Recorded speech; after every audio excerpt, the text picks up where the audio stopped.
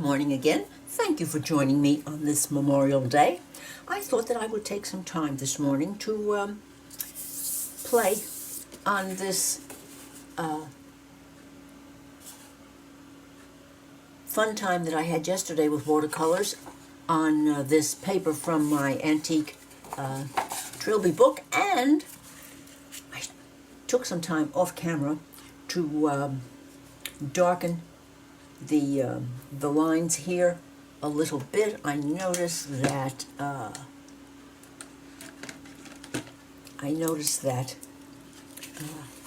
I missed a spot here, and by darkening I don't mean everything. I mean the hills and the valleys. As you can see, just the slightest bit adds oomph, as I call it, to these shapes. And they were just blotches of color on the paper, as you remember from yesterday. So, watercolor, and I thought, said I to myself, you have not used your watercolor pencils in eons. So I got out my Derwent watercolor pencils, and I thought that I would have an experiment and use them again and see what happens. So I have my brushes, a little bit of water, and my handy dandy Viva paper towel. And let's just see what happens when we add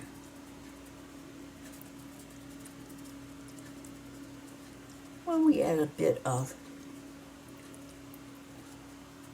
watercolor pencil.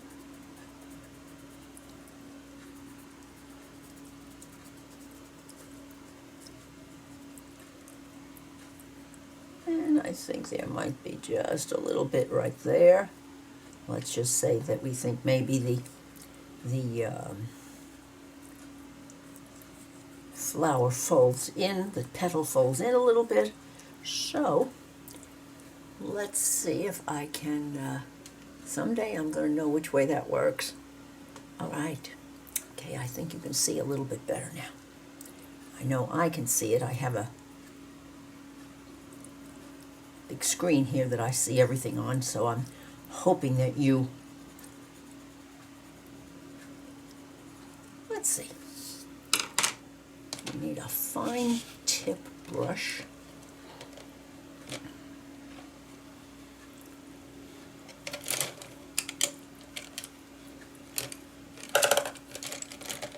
Come on, I know you're here. Hiding will get you nowhere. Yeah, you thought you were going to get away with it. Okay, I'm going to use my silver black velvet number 2. We used number 8 yesterday.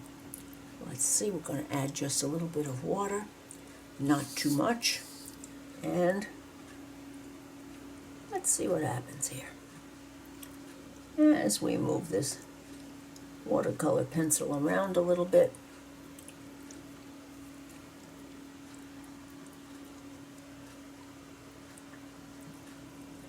can we pull the pencil marks and soften them? The main point, I think, would be to soften.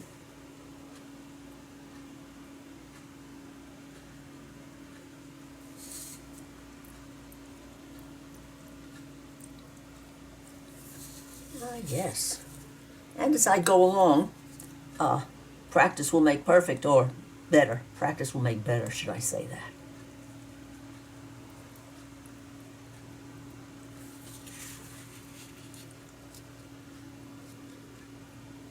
Well, I think we might just do this.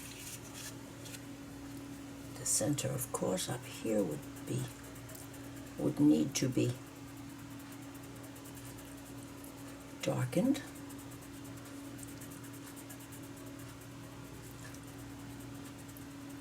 And this petal is under this one, so we need to add some right there. I thought on this Memorial Day, you might like to hear the story of my father, who served in World War II. In World War II, he has an interesting. It's an interesting war experience. When the first draft came out, my father thought, oh, I'd be lucky, I'm old. They won't pick me. Well, he got picked to the first draft. And off he went to boot camp, etc., and did everything else that everyone else does. And things are pretty normal up until this point. Let me make sure that I look at the screen so that you can see what I'm doing. And his first assignment, I'm not clear in my memory how it was that he ended up where he did, because my father was assigned to the cavalry, the horse soldiers. I guess at that point the armed services thought they were going to need horse soldiers. So my father was able to ride, even though he was French Canadian and, well, he's an American, of course, but his family was from Montreal, and they lived in Plattsburgh, New York, and that, I guess, was kind of small townish. And somewhere in another along the line, my father learned how to ride and take care of horses. And I guess that didn't come too often in the draft in the late 1930s. So,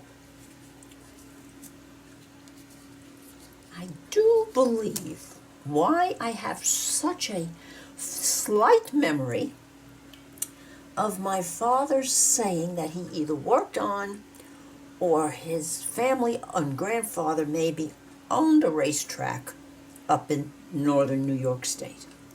Can't say that for sure, so I'm just saying that in passing. Maybe that accounts for his ability to take care of horses. I mean, not only do you have to ride them, you have to feed them and do all that kind of good stuff. So,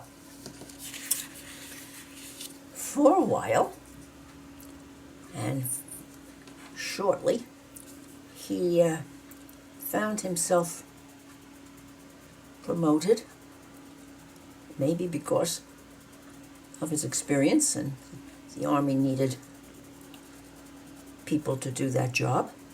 Now, this pedal is under this one and this one, so I have to make sure that I catch this right here, make it dark, because it's underneath. And let's just put a little here. Just because I want to. And so, he did his turn in the cavalry, and he liked it, he loved it. And all of a sudden, he got transferred, it was like informed. He got promoted and transferred. And he said, quote unquote, as soon as I saw that, I smelled a rat. So, it seemed he was promoted to sergeant, or one of the higher sergeants, and he was assigned a black regiment. Because remember, we're talking the 1930s, and that's the way things still were. And there he went off. And I asked him how he felt about that. He said it didn't make any difference to him. People are people. And so he was a commander of a huge force of black soldiers. And that lasted for not so long. I'm thinking, though, that some of this has to do with his age. But That's just Carol's opinion. Well, that went along for a while, and then the war really started to heat up, and we're getting into 1941-ish, and up come the orders again. I don't know what it was about him, but up came the orders again. And this time, as he said, there comes another rat. He was promoted to lieutenant. The horse soldier is all of a sudden a lieutenant. And he's stationed in Hawaii at Pearl Harbor. I have to go under here because this leaf will say is on top. So off he goes and takes lots of tests. Before he went, he had to go to Washington and take tests. There comes another rat. So he does all his tests, and he goes to Hawaii, and he was taken into this big room with a lot of men with lots of stars and bars and all that kind of good stuff. And Lieutenant Messier says, here it is. So, my father was made a courier. Now, you have to picture my father. He was, about 5'8". He probably weighed 120 pounds wet. He was in very good condition because he was in the cavalry, and he was always very athletic. Kids up in northern New York are. He was also, and I don't know what this has to do with it, but he was also a killer-diller golfer. Now, there's nothing, I guess, that these officers like more than to have a golfer, and my father thought to himself, well, maybe that's it. Well, no, it wasn't it. Well, it wasn't it primarily. He did tell me many a story about golfing with generals and admirals and so forth and so on, and they liked him because he didn't let them win. Well, that's not half bad, is it? Which will we do next? Shall we go up here? Shall we go up here? And this is deep cadmium, and this was orange chrome. Well, turns out that my father was a courier that carried the death lists. I guess those tests that he took was part of it was his personality. Part of it was a study of his personality. Because I guess they figured it took a special kind of person to carry around the death lists. Because think back now, World War II, the Pacific, the whole Pacific, especially after Pearl Harbor, the whole Pacific, fighting on Guadalcanal, fighting here, fighting there, fighting everywhere, with Hawaii being the hub, and all of the poor men who were killed in war had to have their names written down so that the Army would know who they were and their families could find out what happened. And, well, it's monumental when you think about the number of casualties we had on places like Guadalcanal and Chihuahua and all of the other places that we fought the Japanese. And so my father had a bag that was connected to his wrist with a lock chain, and he carried the bag, and inside the bag were the papers from here, there, and everywhere in the Pacific. They were sent to Pearl, and he said he didn't often see what was in the bag. Occasionally he got some glimpses, and they were just pieces of paper, thin paper. Those of you who are older realize that those were copies. There were regular paper, and then there was a piece of carbon, and then there was the finer paper underneath. And see, I'm sharing my age now. And I guess if the place that these poor men died was lucky enough, it might have had a clerk who had a typewriter. Lots of places didn't have a typewriter, so the lists were written very neatly by hand. And into the bag they went, and my father had to carry them from Pearl to San Francisco and across the country to a special secret-y place that he never elucidated about, and hand them in. And that went on for the entire war. And I guess when you think back on it, our world is so different. When you think back on it, dog tags, and hopefully somebody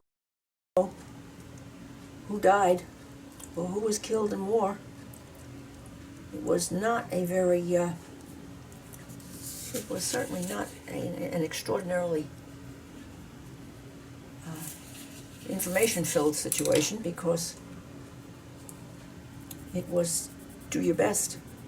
There's a war on, and it's, the early 40s, and they couldn't put information like that out over the right now. This leaf, this petal is under this one, so this one has to come around here.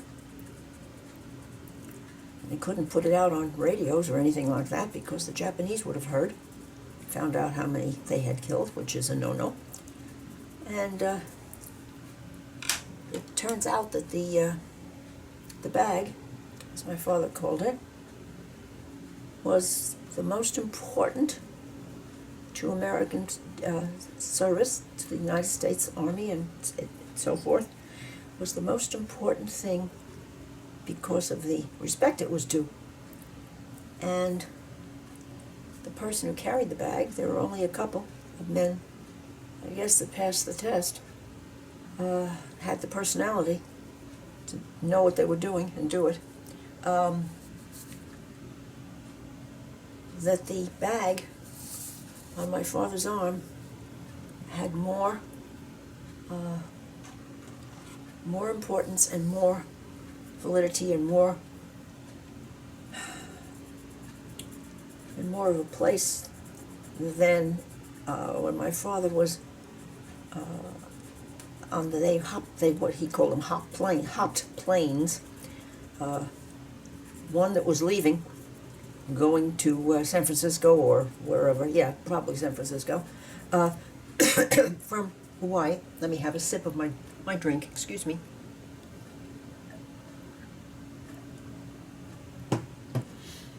And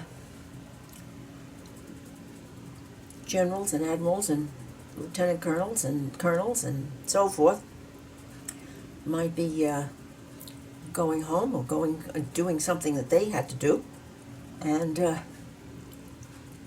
so they all wanted to hop the plane. And the thing that hopped on the plane, always above anyone, despite their status, was the bag.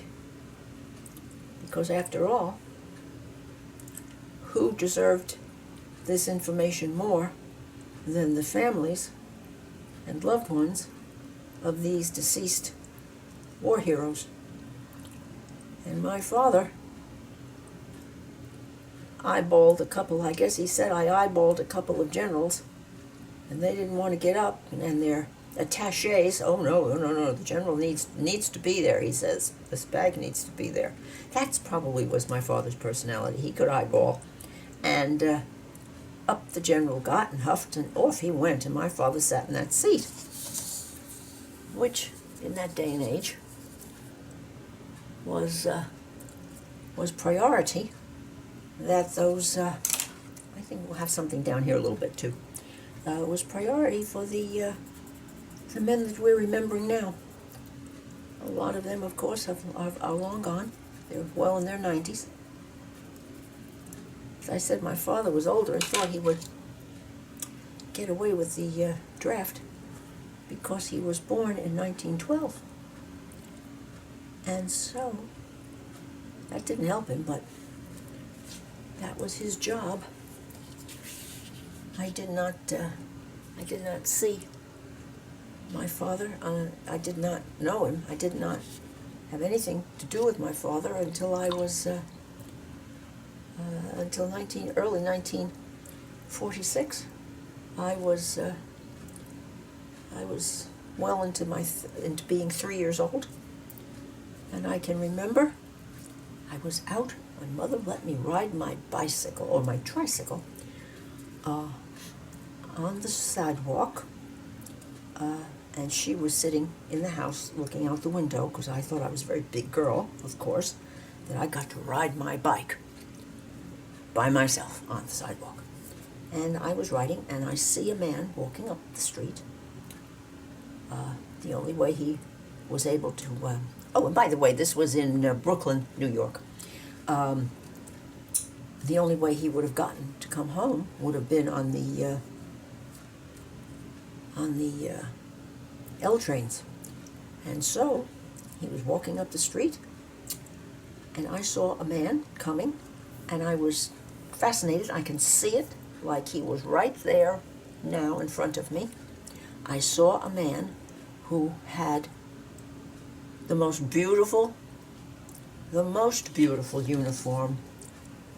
Even as a child, I thought it was special and gorgeous. I remember his top coat because it was winter.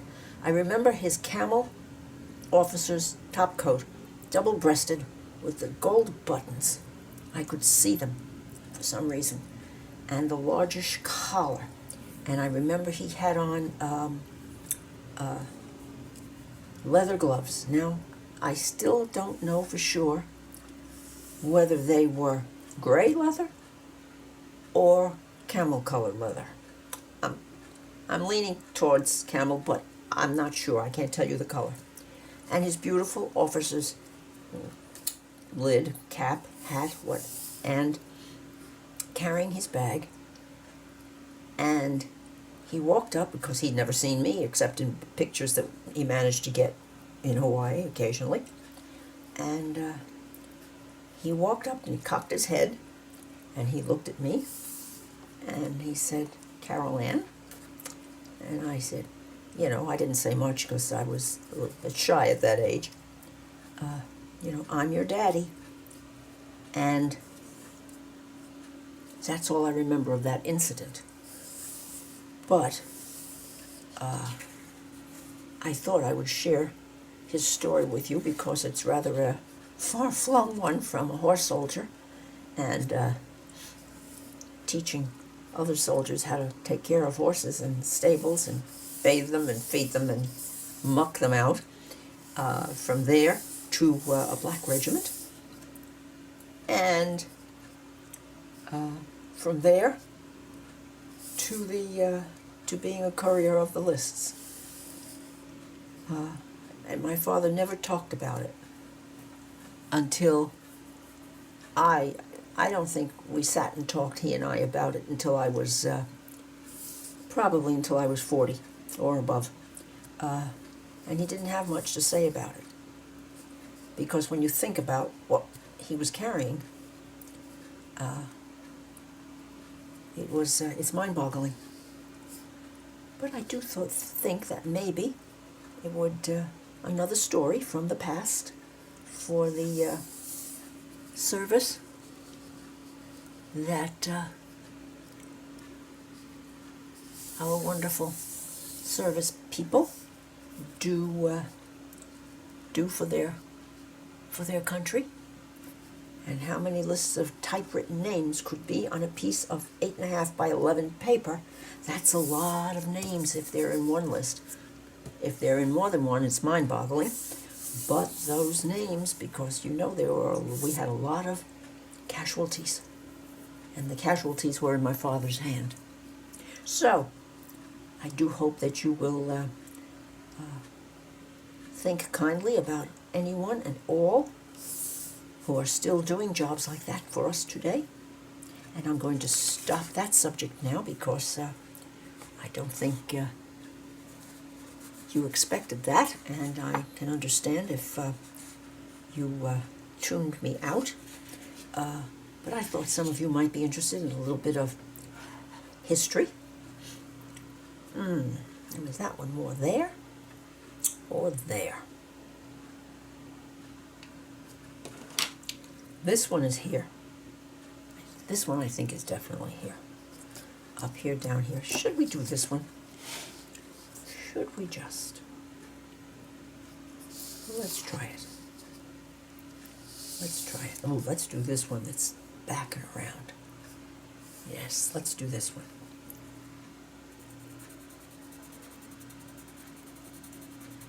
I do hope that you are having a good weekend. I hope whether you've gone to parades or seen things on television, and since this is behind, this whole bit has to be deepened.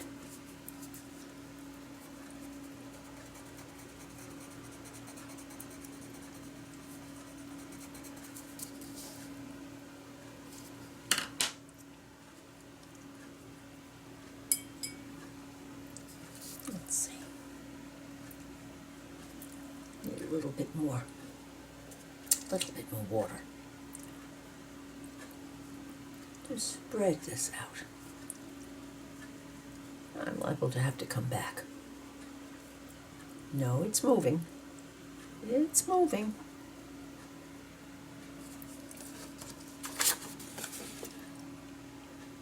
Not too much.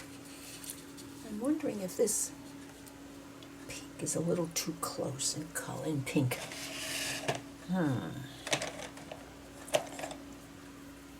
Let's check this color. Oh, that's got a little bit too much red in it. Yes, it does. Is there anything else? No. No. Although, why couldn't we just add a tiny bit of this really close to the center of the flower and under the petal? Let me sharpen.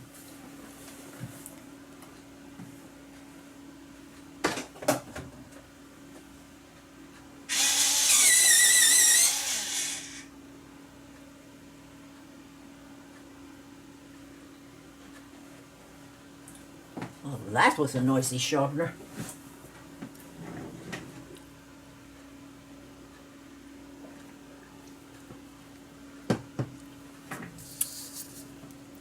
Let's just put the slightest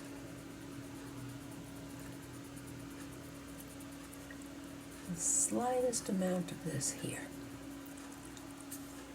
Maybe it will work because it's on top of the other pink.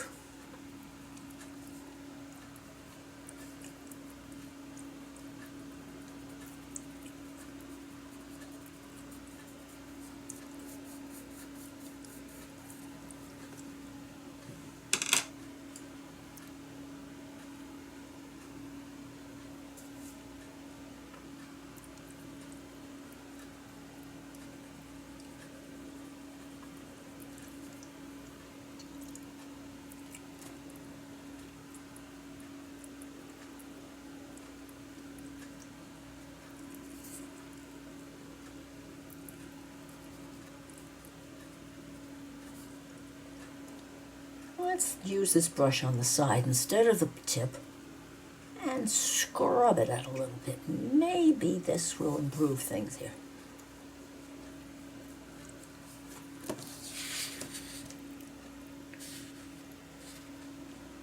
I think that's the answer. As luck would have it, I think that's the answer. First, this is underneath. This one is underneath that one. Okay, Carol, let's get to concentrating here now.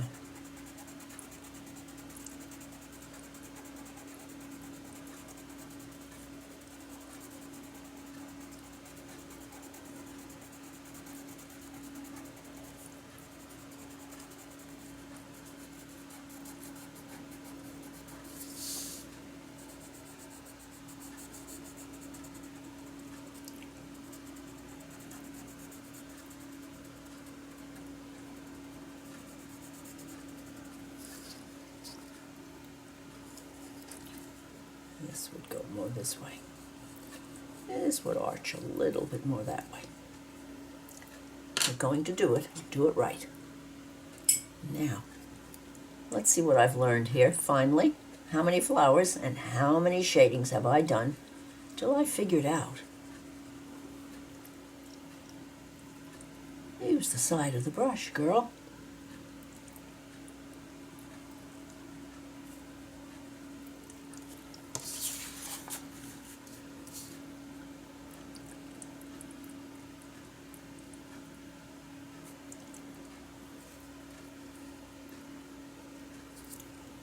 And some of this one. Now this is wet, so things are going to move along. Oh, maybe the lesson here is wet the paper first.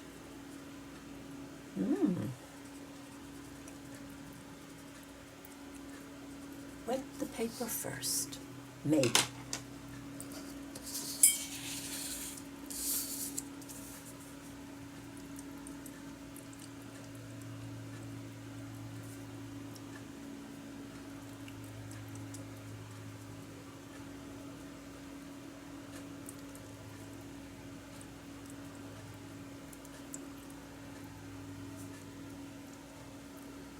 Scrub out these lines.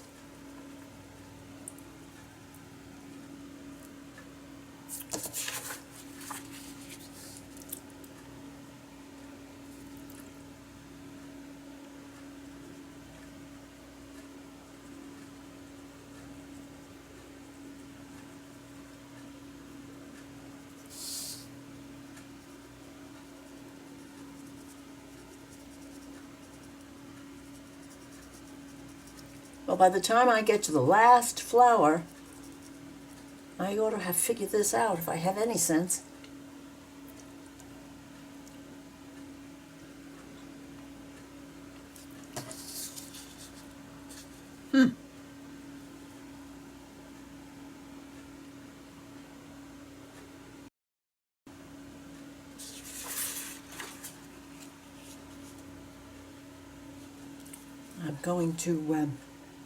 I'm going to do this one,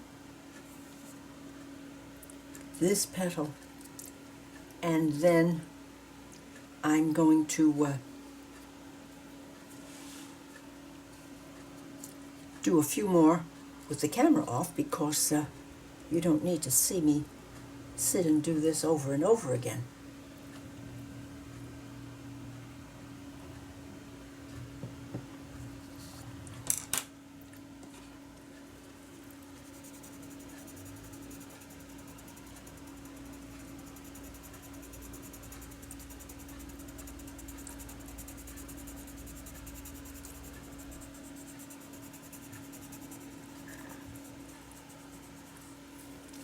Now this is on top, this is on top.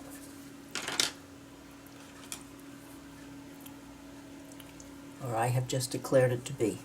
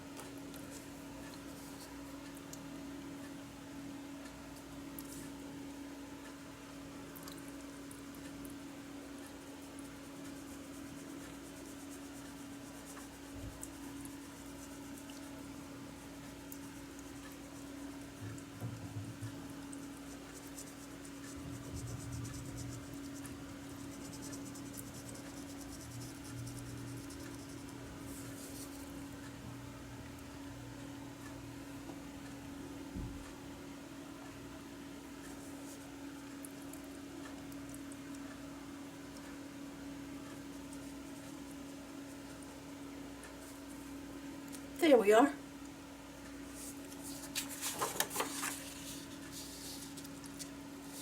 Learning by doing.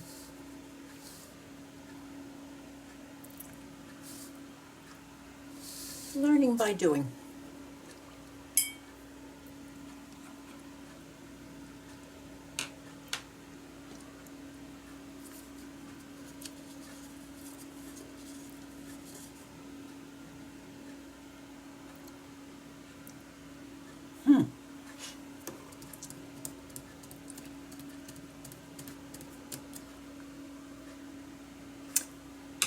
I'm going to be stopping now. I'll be back. Good morning. I'm back after having errands to do and an unexpected visit. So, these are the two that are left, and I'm going to use these two pencils, my Derwent watercolors. I'm going to use Imperial Purple and Light Violet. I think this needs to have, maybe not. I thought I was going to want to add some a point to it. Now this is underneath, and this looks like it's just calling to have a little bit of a tip coloration. Maybe come up a little bit this way.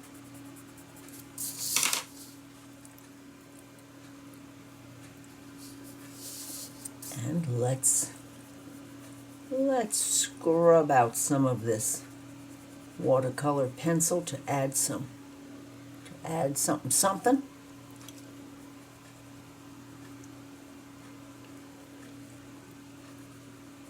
There we go.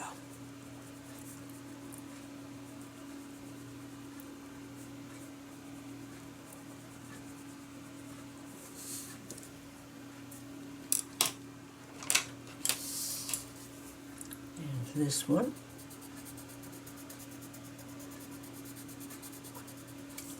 And we'll make these on top, but we'll make this bit underneath this leaf. Now I've also decided not to do anything with these leaves because I was thinking, while doing errands and so forth, that I'm not going to do anything with the leaves, but the possibility here is to cut these flowers out and use them that way for collaging, which would leave me the leaves that can be cut in any way and for any need. And if I ever wanted to add any more coloration to them, I could certainly do that with a watercolor pencil. So,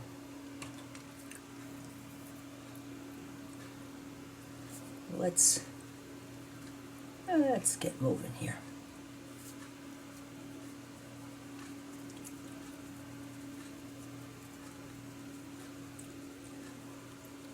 Wiggle, wiggle.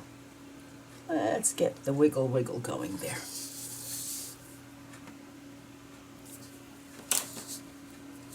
And this one we'll decide is on top, this half underneath. All of this on top, this underneath.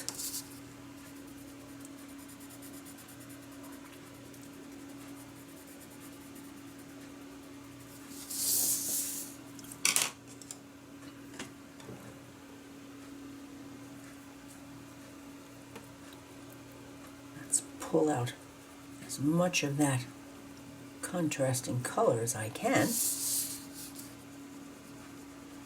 It's a hard line right here. Get rid of that.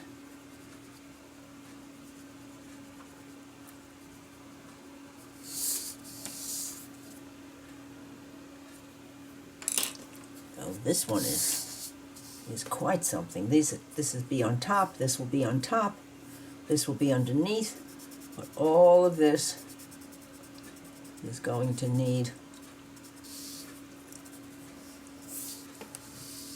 all of that is going to need some, my brush has moved over out of the way.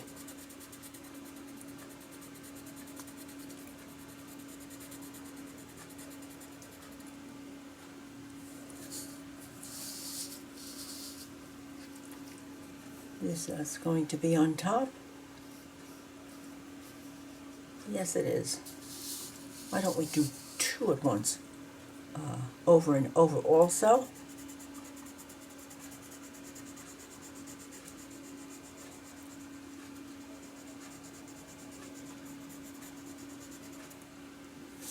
And because of that deep ruffling down here, I'm going to add a little bit of,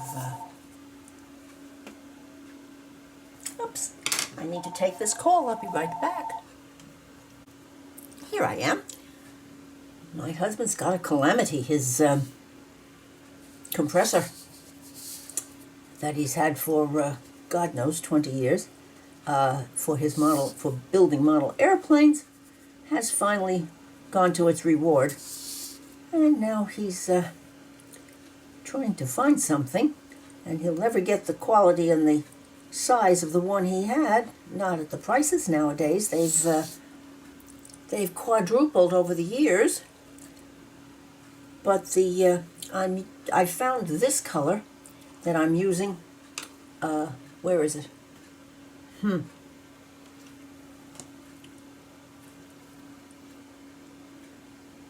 Deep vermilion? No, it can't be deep vermilion. What did I use here? Well, that's a mystery. I put it down and can't find it. But there we go. I'm liking it very much. I'm thinking that this is the deep vermilion, and it certainly isn't deep anything, and I just love it. It's kind of a salmon color here.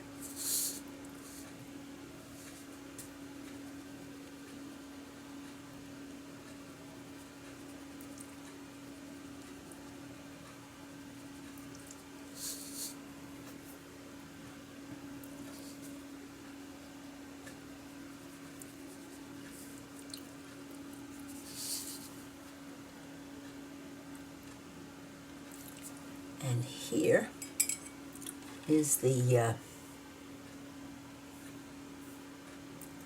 Imperial Purple. Let's see what we get. Oh my. Just the words make me think that it's going to be strong. Yes, it is strong, but that's okay. We can do a little strong here. Let's just get that underneath that petal.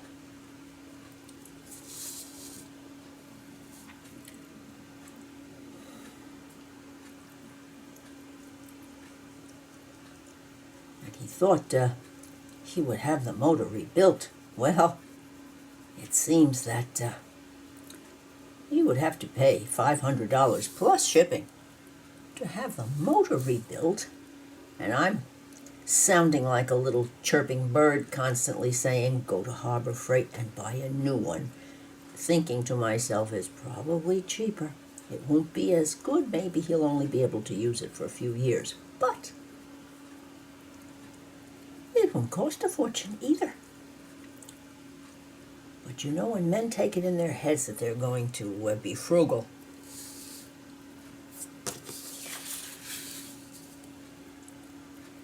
I think, though, he has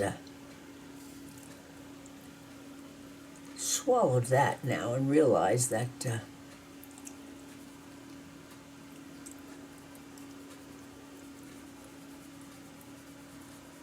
prices have changed in 20 years.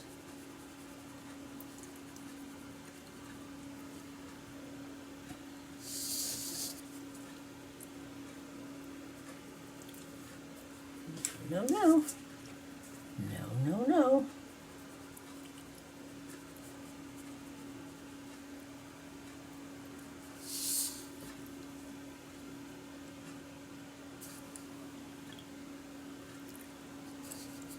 So that's going to leave us with the centers,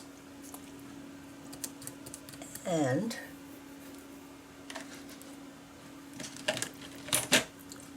I'm going to use 207 for the centers, and these circular centers are all going to be similar.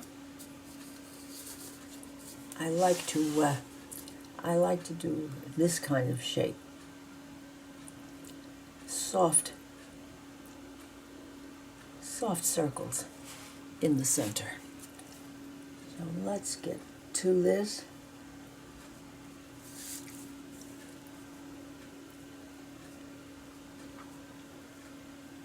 They come over the edge a little bit, that's good.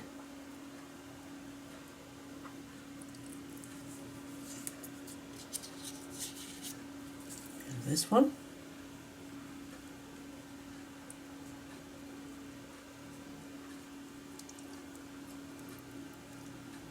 Pressing very lightly.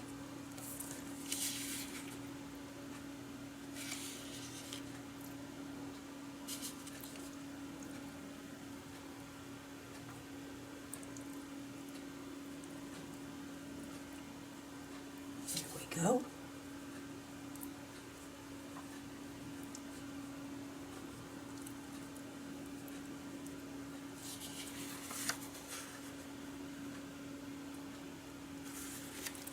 This one. I do hope that I have given you some ideas about the combination of some watercolor background embellished with watercolor pencil.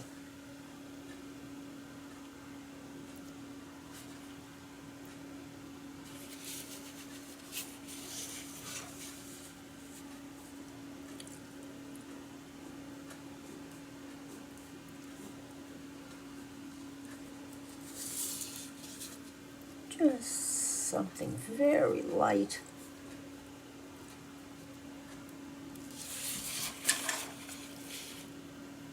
Yes. Okay.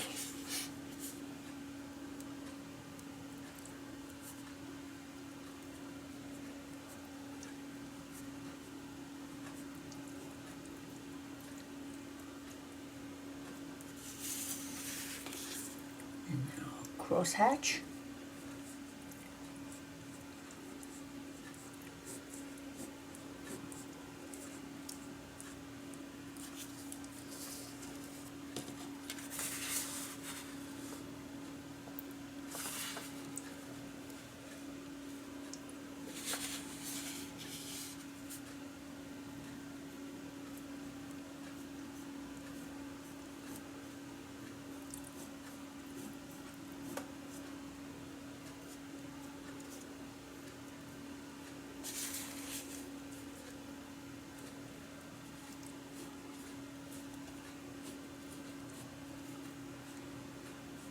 Just a touch of cross-hatching.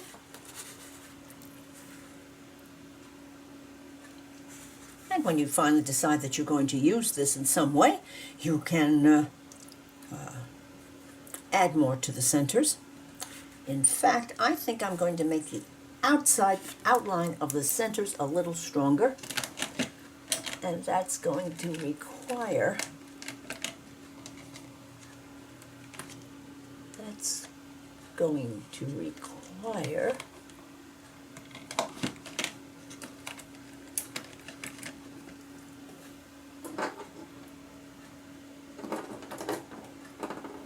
some Pilot G2.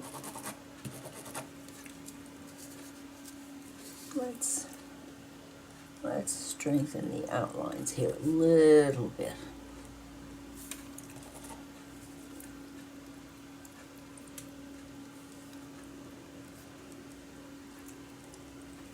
Not all around, don't want to outline, want to try to stay away from outlining things as much as possible, but that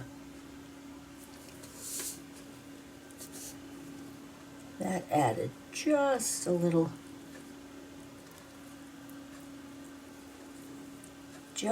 something something to make you look at the centers of the flowers.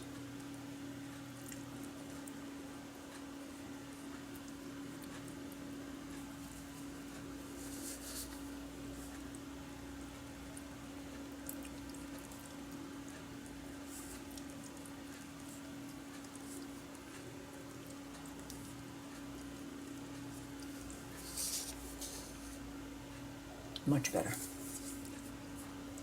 Much better.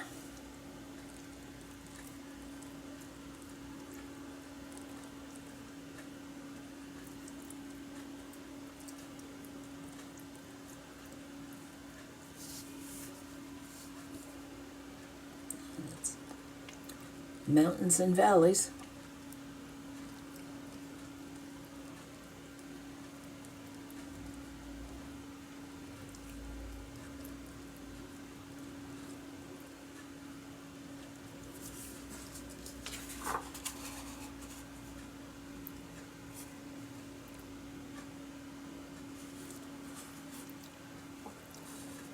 And one thing that we can do to the leaves, not too much, is just pick them out a little bit on their mountains and valleys.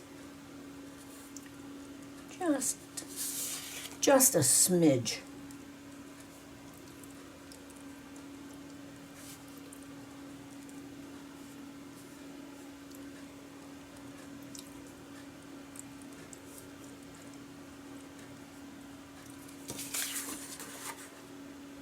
Makes a difference, doesn't it?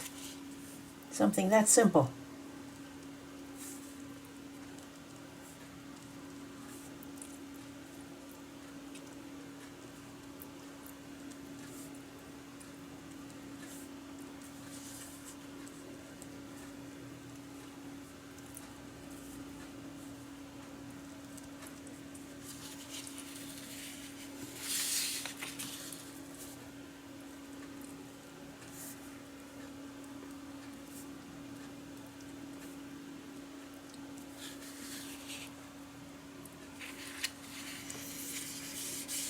Okay, and that leaves this crew down here.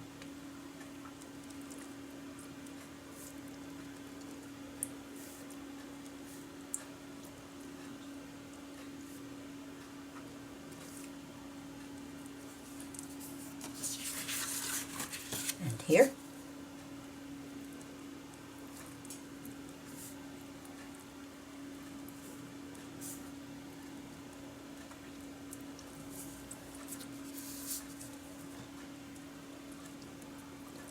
Mountain.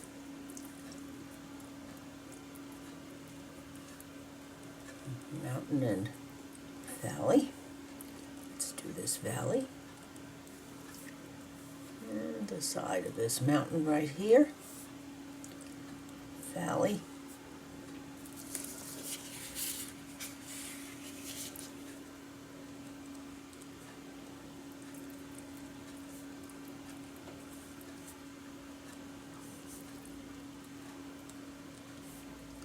Wherever you think it might need to be.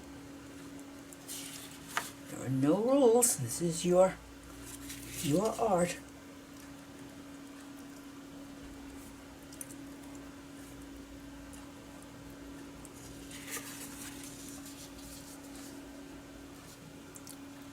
And I'm going to declare this ended. So I do hope that you have enjoyed this playtime with colors.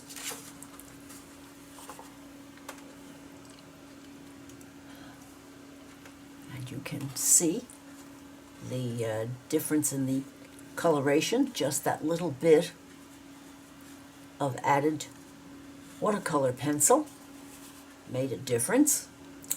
Close-up view of the centers of the flowers and the outlining where you wish on mountains and valleys of these leaves, just to give them a little something something.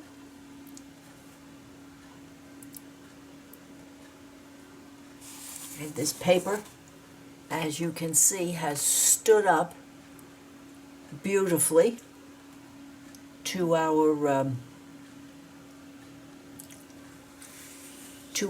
enjoyment. Let me get the other puppy out. So we've had quite a bit of fun with paper out of the Antique Trilby book. If you have enjoyed, please consider giving me a thumbs up, leave a comment, and I would appreciate your subscribing to my channel. Bye now.